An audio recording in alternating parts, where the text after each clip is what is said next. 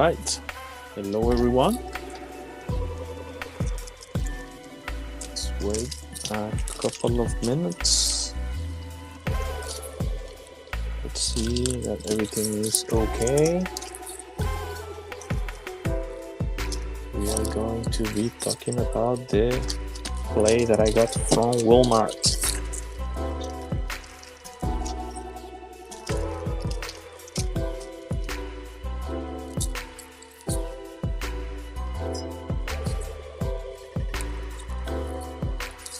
Right, I'm going to start in a couple of seconds.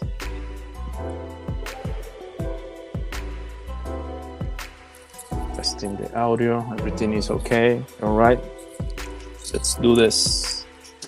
Hello, everyone. No, let me put the loop so I know where to cut it.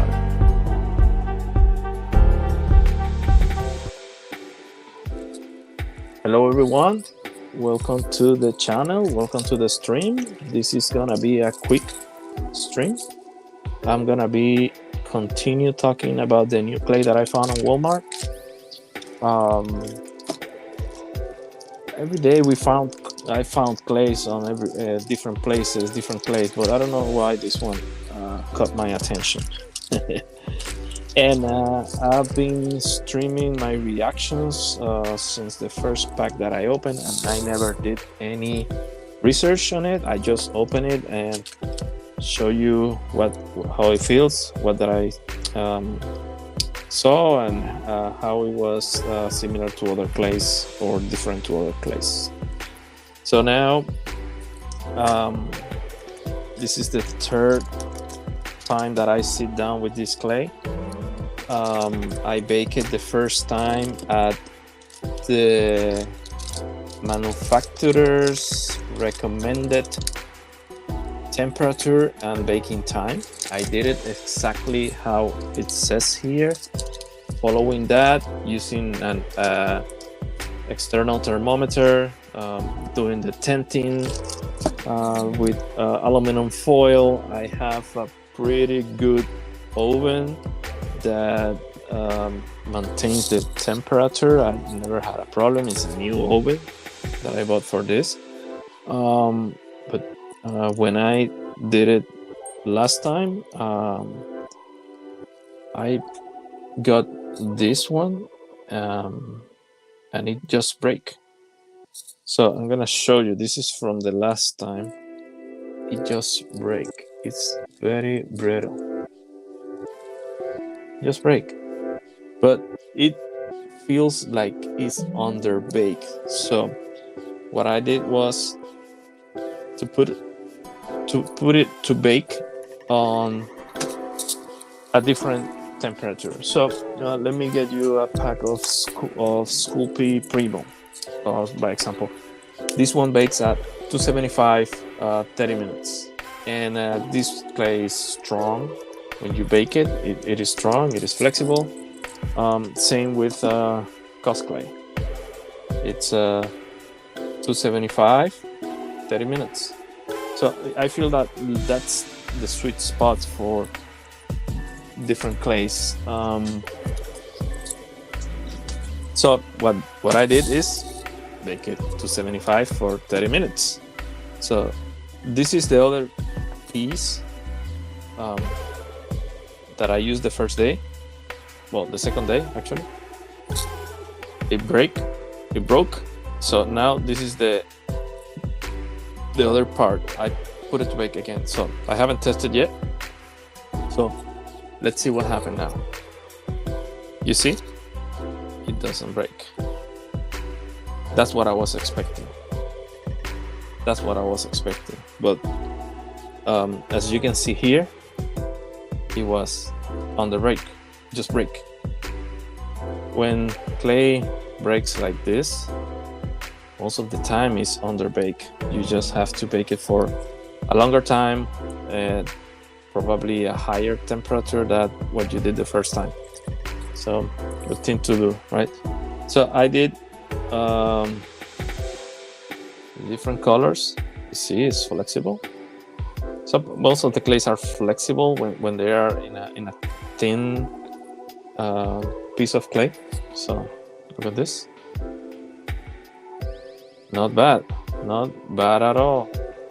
Versus the other day that it was just I the other day, you can see on the other video, I just did this and it broke. It was underbaked. There's no other thing here.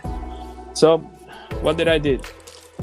I did conditioning on the other videos, and I just bake it. So what I want to do now, I haven't done this yet. What I'm gonna do now is to compare the original clay with the baked one. So let's see. This one is red and this one is orange. They look exactly the same. This was one part yellow, one part red. Got this one. It's almost the same, but it's orange, reddish orange. So let me show you. This is the raw clay. So it changed a little bit.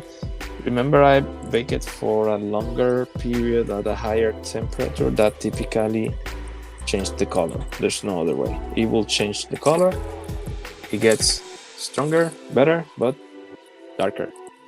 So you have to plan for that. You have to typically, so if I'm gonna make bluey, I will use lighter colors, because I know that when I'm baking it, it will be darker. So you can see here, red raw versus red bake.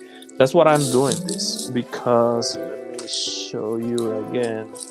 I have these binders that I got from where did I got them? Hobby Lobby. From Hobby Lobby. For this is the coins collectors binders. So and what I'm doing is I'm putting here, I printed this, I'm putting here the baked clay, the brand. This is Kato Blue. This is how it looks like when you bake it, right? Versus, so I'm doing basically this, the same exact same thing. So that way you know that when you bake it, how it will look on your final figure. So good thing to do, because too many times I create a figure, looks like the right color, and when I bake it, it doesn't look like the color that I wanted. That happened to me. Let me see if I have it here. No, I don't have it here. That happened to me on one of the Pokemons. The color went so dark that it didn't look like the right color. All right, this is the red. Let's see what else. This is the orange. Well, it was already almost red, so was not a surprise that it looks like red. It was looking like red before. This is the yellow. So they lost a little bit of brightness. They look good. Definitely they look good anyway. They get a little bit darker, but they look good. These darker colors, so the navy blue, you see that it darkens a lot.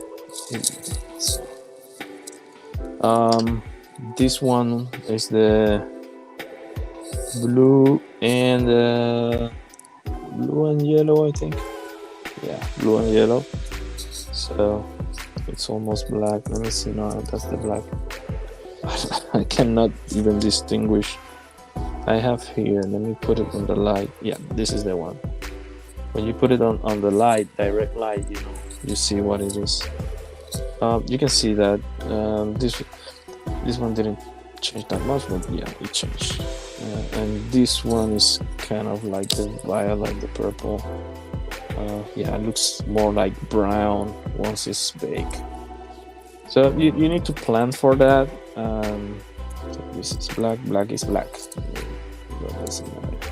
So you need to plan for that, because again, it will show up on your figures. So I was trying to make the colors for Bluey. So I just what I did here is trying to figure out the recipe. This is the blue, right? This is the raw. Then I did, and this is the white. I don't have any more white left. I use it all. But this is one blue and one white, right? Then this is two whites, one blue. Then three whites, one blue. Four whites, one blue. Five whites, one blue. So the idea here was to kind of make the paw, they're not the belly, with the lightest one of this. Then figure out which one I want to use for the body. Maybe this one looks very, very close. So probably I'm gonna be playing with this too, or even go one more white. So instead of 1, 2, 3, 4, 5 white, 6 white probably, to do the belly and the paws. Maybe for the eyebrows I use something in the middle. But that's how that's what I am creating, the different color recipes, trying to use one and one, more or less getting there. In terms of the other colors, this one I did 1 and 1, but I already knew that it was not gonna work. It's too bright, so I just did one of this and one white, and this was the result. But since I didn't know if it's gonna dark, I should have done multiple like I did with the white, but I didn't. So basically what I'm gonna be doing is probably try more and try 2 blues with 1 white, 3 blues and 1 white, and see if I can get to this color, something more closer. Then here for this one I got the beige color here, and this is how it looks. I use one of these and 1 yellow and got this one. With 2 yellow got this one, with 3 yellow got this one. So none of them are the correct one. So I will probably spend more time trying to figure this one out. I guess it needs a little bit of red, but very, very little, because this red is very have a lot of pigments. So this is 2. So I just basically got this orange and mix it with one of these ones. So it's equivalent of 1 beige, 2 yellows, and 1 red. And it's basically orange, right? So it's not even close to what I'm looking at for. So I need to try it with very, very, very little red, because here is 1 part red, 2 parts yellow, 1 part beige. So I think it's something like this with a little bit of red to get this, and that will be the colors for bluey. So that's something that I'm going to be doing later. Again, going back to the test, the durability looks good. It's not brittle, right? I baked the different colors and they are okay. What else? So today I went to the scan this code here and went to see the instruction, right? Read the manual first, what I didn't do. So I didn't read the manual. I just tried to figure it out, and looks like this is very similar to how you will condition papa's clay. So when you cut it and it crumbles, it's normal. That's the way it should be. Um, the same happened with the first formula of Papa Clay. So what you do is that you heat it a little bit with your hands, and then it responds. And that's what I was seeing with this. Once you heat it with the heat of your hands, it works. It gets conditioned. So you can see here, this one is conditioned. It's okay. And what they are recommending is to use a hair dryer and heat it up. I have a heater here that I can use, that I was using when I was using Papa's clay, so I can use that to condition it. But it was not that bad to do it by hand. I did it. It doesn't take that much. But yeah, if you heat it a little bit with a hair dryer or anything else that can heat it, it will help. Now that we're in winter here, it's gonna be more difficult to do it by hand. So having the hair dryer will help speed up the process. Again, the next project will be to create Bluey, and I just wanted to show you the output of the different tests, how I was mixing it, and how it was what's the results of the baking on a higher temperature. I still see, I don't understand why they are saying that it's 250. It's in my experience, it's not enough 250 to bake it. Again, I just did 275, 30 minutes, and it works perfect. You can see here, it's flexible. It's flexible. It doesn't break that easily. It will eventually break, right? All of the clays break. But yeah, that's what I have from these experiments. The other thing that I wanted to show is the last couple of figures that I made. Let me show you. This is the last one that I made. This was I did it using cosplay, and so this one is flexible by design, right? This clay is flexible. So, and I put aluminum wire on the inside so I can change the positions, right? I play with it and can change it. If you move it too much, eventually it will break. But I have done many different posts, and it's still working. It disconnected here because it was different a piece of clay that I put there. But as you can see here in the hands, they're flexible. I can change it. I can change the different positions. Looks great. The thing is that this is a gray clay that I use here, so I painted it. I do have color clay on cosplay, but I'm trying the sculpt variety, trying to learn how to use it. I don't have too much experience with this type of clay, but I've been working on it, and it's been great. I've been making a couple of different things. The other one that I just did for the second channel, you can find my second channel. I have a link on my main channel. I made this one. This one I made it with Sculpey.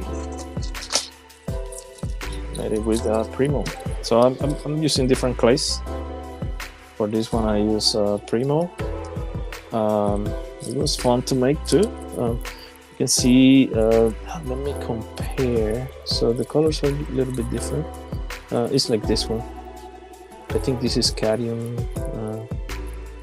I don't remember if this is the bag or the inside. I think it's the bag. The color cadmium. This is cadmium. So yeah, you can see different types of yellows. But this is the other one that I made. Pretty cool. That's the latest that I have been working on. Previous to that, I made this Pokemon. This is also from the secondary channel. And the one from the main channel, let's see if I can find it. Don't know where I put it. Oh, there you go, I found it. This is the other one. So these two guys I made, so you can see they kind of look different. This one, the one in the left is on the main channel, was made with Cosplay. The one on the right is in the secondary channel. It was made using Primo.